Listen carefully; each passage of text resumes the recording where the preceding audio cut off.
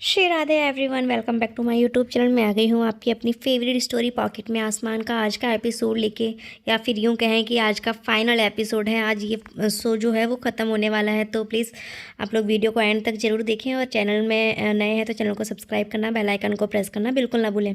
Episode की शुरुआत में यहाँ हम देखते हैं कि रानी सोई रहती है और यहाँ पर दिग्विजय जो होता है वो उठ के उसे देखता रहता है छुप छुप के, कि रानी कितनी प्यारी लग रही है, उसको देखते रहता है वो। और यहाँ पे रानी के साथ बिताई वो मोमेंट को याद करता रहता है और उसे देखते हुए स्माइल भी करता रहता है। तभी रानी जो होती है उसकी नींद खुलती है, तो वो पूछती है उससे कि तुम क्या देख रहे हो ऐसे। तो बोलता है कि कुछ नहीं, बस मुझे ऐसा लग रहा है कि ये सब अभी भी सपने जैसा ही लग रहा है, कि कितने समय तक इसका इंतज़ार किया है कि फाइनली आज हम दोनों एक साथ में हैं, और अब हमारे साथ कोई भी गलती या कोई भी हम दोनों के बीच में मिसअंडरस्टैंडिंग और कुछ भी किसी भी तरीके का कोई हमारे दुश्मन नहीं है। क्योंकि वो अनीशा से बहुत डर रहे थे कि अनीशा क्यों हर बार बीच में आ जाती थी उन लोगों के। और यहाँ पे हम देखते हैं कि जो रानी होती है बोलती है अच्छा अच्छा अच्छा, ठीक है अब चलते हैं, अभी उठना है। तो फिर वो बोलता है कि तुम्हारे लिए एक सरप्राइज़ है। तो वो बोलती है कि क्या है सरप्राइज़।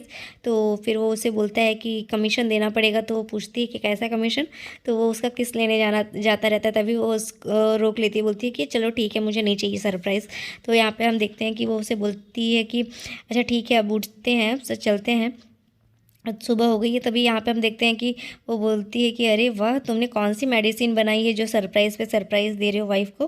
तो फिर वो नाराज़ हो जाता है, बोलता है कि तुम मेरा मजाक बना रही हो ना। तो बोलती है अरे नहीं नहीं नहीं, मैं मजाक नहीं बना रही हूँ, बस अच्छा बताओ क्या सरप्राइज़ क्या है। तो वो उसको किस लेने जाता है, बट वो रोक देती है, बोलती कि नहीं चाहिए सरप्राइज़। फिर वो उसे बोलता है अच्छा ठीक है, तुम ठीक 9 बजे जो है वो आ जाना हॉल में, तो मैं वहाँ पर सरप्राइज़ तुम्हारा वेट करता रहेगा। तभी यहाँ पर हम देखते हैं कि वो उसे बोलती है अच्छा ठीक है। तभी यहाँ पे हम देखते हैं कि दिग्विजय जो होता है वो उसे हग करता है प्यार से, और फिर वो दोनों कुछ प्यार वाली बातें करते रहते हैं एक दूसरे के साथ। तो जो रानी होती है वो भी खुश होती है कि फाइनली अब उन लोग की लाइफ से सारी नेगेटिविटी जो है वो दूर हो चुकी है, और यहाँ पे वो लोग हैप्पीली सब लोग रह रहे हैं। और यहाँ दूसरी तरफ हम देखते हैं कि जो दिग्विजय होता है वो रानी के लिए खीर बनाने के लिए आया होता है किचन में, क्योंकि वही उसका सरप्राइज़ रहता है, क्योंकि उसे चावल की खीर बहुत पसंद है। तो वो उसे ईशू को बोलता है कि तू एक बार सर्च करना जल्दी से, चावल की खीर कैसे बनती है यूट्यूब पे। तो बोलता है अच्छा ठीक है मैं करता हूँ, और फिर वो सर्च करके उसे बनाने लगता है खीर। और यहाँ पे हम देखते हैं कि जो देवू होती है वो हनीमून पैकेज दिखाती रहती है उसे। तो वो बोलती है कि अरे इतनी भी जल्दी क्या है, सुबह सुबह ये हनीमून पैकेज की प्लानिंग क्या करना है तुझे। तो बोलती है कि जैसे लग रहा है मैं शाम को दिखाती है तो तू बहुत इंटरेस्ट के साथ ये देखती है और सुनती है ना। तो वो बोलती है कि अभी चलते हैं, ब्रेकफास्ट करते हैं, फिर उसके बाद हम ये सब कर सकते हैं ना। तो बोलती है लेकिन अभी जो है काकी है ना, वो तेरे लिए एक पूजा रखी है, तो उसके पहले कुछ खा नहीं सकती तू। तो बोलती है अच्छा। फिर उसके बाद वो उसे दिखाने लगती है, बट यहाँ पे वो उसे बार बार बोलती है कि दिग्विजय ने मेरे लिए सरप्राइज़ प्लान किया है, तो मुझे वहाँ जाना पड़ेगा, तो मैं जाके देख के आती हूँ। तभी यहाँ पे हम देखते हैं कि वो उसे बार बार रोकने की कोशिश करती है, पर वो बोलती है कि मुझे जाना है, चल देवू चलते हैं, बाद में देख लेते हैं ये सब। तभी यहाँ पर हम देखते हैं कि दिग्विजय जो होता है वो बनाता रहता है खीर, बट वो जल जाते हैं। और यहाँ पे हम देखते हैं कि रानी उठ के जाने ही लगती है, तभी वो देवू जो होती है वो वॉमिटिंग का बहाना करती है कि रानी देखो मेरी तबीयत ठीक नहीं है। तभी वो आ जाती है उसके लिए मेडिसिन लेके। वो पूछती है कि तुम्हारी मेडिसिन कहाँ है। तो वो बोलती है कि मेरे कमरे में रखी है। तो फिर वो जैसे ही लेने जाती है तो यहाँ पे ईशान को कॉल करके वो पूछती है कि क्या हुआ, तुम लोग की प्लान जो सरप्राइज़ था वो हो गया कि अभी नहीं। तो उसे बोलता है कि हाँ कुछ तो बना है, पर वो खाने जैसा है कि नहीं वो पता नहीं। तभी वहाँ पे वो आती है तो वो उसे बोलती है कि अभी मैं ठीक हो गई हूँ। तो रानी बोलती है कि तू नाटक कर रही थी ना। तो वो बोलती है कि हाँ एक्चुअली दिग्विजय ने तुम्हारे लिए सरप्राइज़ प्लान किया है। तो फिर वो उसे बोलती है अच्छा ठीक है मैं जा रही हूँ।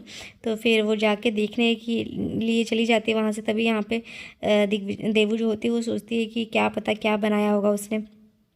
और यहाँ पे जैसे ही वो देखता है कि ये क्या बना है, और वहाँ रानी तब तक आ जाती है। तो रानी जैसे ही आती है तो वो देखती है कि ये क्या बनाया है। तो फिर वो उसको सीटी मार के बुलाती है। फिर वो उसे बोलती है कि अच्छा तुमने मेरे लिए सरप्राइज़ रखा था, ये था।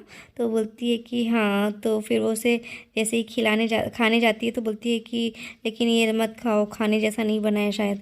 तो बोलती है लेकिन इमोशंस और तुमने इतने प्यार से बनाया है तो वो तो देखना पड़ेगा ना। तो जैसे ही देखने जाती है तो फिर वो खाती है तो उसको थोड़ा ठीक नहीं लगता। तो वो उससे बोलती है कि क्या हम साथ में ट्राई करें एक बार, क्योंकि वो थोड़ा जला हुआ रहता है, तो उसकी वजह से वो उसे बोलती है कि हम एक बार फिर से साथ में ट्राई करते हैं। उतना अच्छा नहीं बना रहता है, तब वो बोलता है कि हाँ हाँ ठीक है। और फिर वो लोग वापस से तैयारियां शुरू कर देते हैं और फिर से चावल की खीर बनाने के लिए सारी ये जो अरेंजमेंट होती है, सारी प्लानिंग स्टार्ट कर देते हैं वो लोग फिर से, और दोनों साथ में मिलके बनाते हैं चावल की खीर। तभी यहाँ पे हम देखते हैं कि वो दोनों जैसे ही साथ साथ में बनाते रहते हैं तो वो खीर जो होती है वो बहुत ही अच्छी बनने वाली होती है। और जैसे ही वो खाता है दिग्विजय, तो वो बोलता है वाह ये तो बहुत ही अच्छी बनी है। और फिर वो रानी को भी खिलाता है, तो रानी भी बोलती है कि हाँ वाकई बहुत अच्छी बनी है। और फिर इस तरीके से वो लोग साथ में धीरे धीरे करके 5 साल निकाल देते हैं। और फिर घर में पूजा साथ में ही करना, साथ में डाइनिंग टेबल पे बैठ के खाना खाना, सब ये छोटी छोटी प्यार और नोक-झोंक चलती रहती है सबकी। तो ये सब देख के वो लोग बहुत खुश हो जाते हैं, क्योंकि यहाँ पे रानी जो होती है वो ये सारी चीज़ें को बहुत मिस किए होती है, क्योंकि उसको फैमिली के साथ ही इस तरीके से प्यार के साथ रहना था।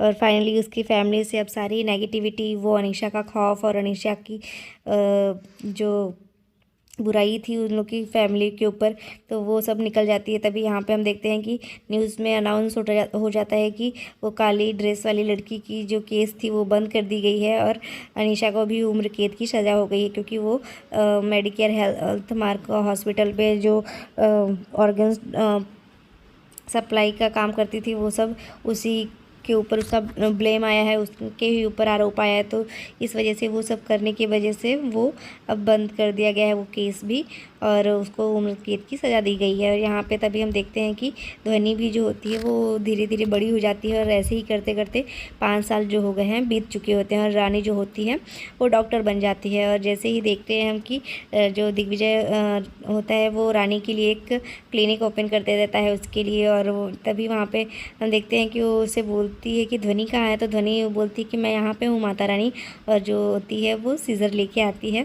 तभी हम देखते हैं कि वो सब मिलके ही उस कैबिन के अंदर एंट्रेंस लेते हैं, और वो साथ में ही उसको अनलॉक करते हैं। तभी यहाँ पे हम देखते हैं कि रिबन कटिंग करने के बाद जैसे ही वो अंदर आती है तो वो अपने सपने को इस तरीके से देखती है, और उसे बहुत ही अच्छा लगता है कि एक समय था कि लोग मुझे ऐसा करते थे कि मैं कभी अपने सपने पूरे नहीं कर पाऊँगी, पर वो फाइनली उस सपने को पूरे कर चुकी होती है। और वो आज ये सब जो किया होता है वो सब दिग्विजय की वजह से होता है। दिग्विजय उसे बोलता है कि तुम ज़रूर कर लोगी, कहीं तुम ऐसा ना हो कि तुम एक माँ बनने के लिए के साथ साथ अपनी रिस्पॉन्सिबिलिटी भूल जाओ। तभी यहाँ पे हम देखते हैं कि जो निरंजन होते हैं वो उसके लिए स्टेथोस्कोप लेके आते हैं, और वो उसे बोलते हैं कि एक समय था कि मैं तुझे कॉलेज भी नहीं जाने देना चाहता था, और पर तूने मुझे गलत साबित कर दिखाया। तभी यहाँ पे हम देखते हैं वो उसे बोलता है कि तुम खूब आगे बढ़ो और खूब तरक्की करो। फिर वो उसको आशीर्वाद देता है और उसे एक स्टेथोस्कोप गिफ्ट करता है, और ये बोलता है कि ये तुम्हारे लिए है। तभी यहाँ पे हम देखते हैं दूसरी तरफ उसकी जो नारायणी होती है वो आती है वहाँ पे, उसकी माँ, और वो उसे बोलती है कि देख बेटा, मैं तो खुद तुझे बच्ची समझती थी, तो इसीलिए मैं थोड़ा घबरा जाती थी, इसीलिए मैं सॉरी बोलना चाहती हूँ कि मैं ये भूल गई थी कि मैं ये सोचती थी कि तू कैसे एक माँ बनने के साथ साथ एक डॉक्टर बनने की जिम्मेदारी निभा पाएगी, इसीलिए मैं हमेशा से तुझे मना करती थी, पर तूने मुझे भी गलत कर दिखाया, और तूने अपनी दोनों ही जिम्मेदारियों को ना ही बल्कि संभाला है, बल्कि बहुत ही अच्छी तरीके से निभाया है। फिर उसके बाद वो उसे एक गिफ्ट देती है, पेन रहता है उसमें। तो रानी को ये सब देख के बहुत अच्छा लगता है। और फिर उसके बाद वो ध्वनि बोलती है कि पापा, माता रानी को सॉरी डॉक्टर रुद्रानी दोषी को आप गिफ्ट नहीं देंगे, आपने ही सबसे उनका फॉर्म भरा था ना। तो जो पिंकी होती है वो भी बोलती है कि हाँ हाँ बिल्कुल, अगर दिग्विजय ने फॉर्म नहीं भरा होता तो शायद ही रानी आज डॉक्टर बन पाती है। तुम बिल्कुल सही कह रही हो ध्वनि। और फिर यहाँ पे हम देखते हैं कि जैसे ही वो ये बोलता है तो जैसे ही पिंकी उसके बारे में बताती है तो रानी बोलती है कि हाँ भाभी आप बिल्कुल सही कह रही हैं, अगर डॉक्टर दिग्विजय ने मुझे इतना सपोर्ट और इनक्रेज और इतना मेरा साथ नहीं दिया होता तो शायद ही ये सब पॉसिबल होता। तभी यहाँ पर हम देखते हैं कि वो उसे बोलता है कि ये सब मेरी नहीं, तुम्हारी खुद की मेहनत है और तुम्हारा जज्बा है जो तुमने ये पूरा कर दिखाया है, तो इस वजह से इसका सब क्रेडिट तुम्हारे ऊपर ही जाता है, तुम्हारे पास। तभी यहाँ पे हम देखते हैं कि जो दिग्विजय होता है वो उसे वो एप्रन पहना देता है जो कि डॉक्टर रुद्रानी दोषी के नाम से ही रहता है। और उसके बाद जैसे ही वो एप्रन पहनाता है तभी दादी जी आती है, वहाँ पे बा आती है और वो बोलती है कि ए छोरी तो ठीक तो है ना, अब तो खुश हो गई है ना। तो उसे बोलती है कि हाँ बा मैं ठीक खुश हूँ, क्योंकि वो फाइनली राजकोट की छोरी के नाम से उसे बहुत चिढ़ाया करती थी, तो आज वो इतनी खुश होती है तो इस वजह से उसे भी बहुत खुशी होती है। और फिर दिग्विजय जो होता है वो उसके साथ सेल्फ़ी लेता है और पूरा फैमिली जो होता है वो सब लोग फैमिली के साथ सेल्फ़ी लेते हैं। तो यहाँ पे हम देखते हैं कि वो लोग इतने खुश होते हैं, तभी ये सारी चीज़ें जो छोटी छोटी मोमेंट होती हैं। और उसके बाद रानी जो होती है फाइनली अपने सपने को पूरा कर दिखाती है और अपने पॉकेट में आसमान भर लेती है। तो वो उसके बाद सब पूरी जो फैमिली की सेल्फ़ी होती है तो ईशू क्लिक करता है और उसके बाद पूरी फैमिली एक साथ खुश होती है। और जो रानी होती है वो बोलती है कि आखिरकार मैंने अपने पॉकेट में आसमान अपने सपने को सच कर दिखाया है और सबको ये साबित कर दिया है कि अगर एक लड़की कुछ भी चाह ले तो वो पूरा करके ही दिखाएगी। तो फाइनली आज ये शो आज यहीं पे ख़त्म हो जाता है। आई नो सब लोग का ये फेवरेट शो बन चुका था, इवन मैं खुद अटैच्ड हो चुकी थी इस शो से, बट अब हमें इस शो को अलविदा कहना पड़ेगा। होप सो आपको रानी जैसी फिर से कोई नई आपकी लाइफ में अच्छी एक स्टोरी आए जो आपको बहुत ही इंकरेज करे। तो मिलते हैं अब नए सफ़र में नए शो के साथ, तब तक के लिए bye bye, take care, Radhe Radhe, अपना बहुत ध्यान रखिएगा फ्रेंड्स, थैंक यू।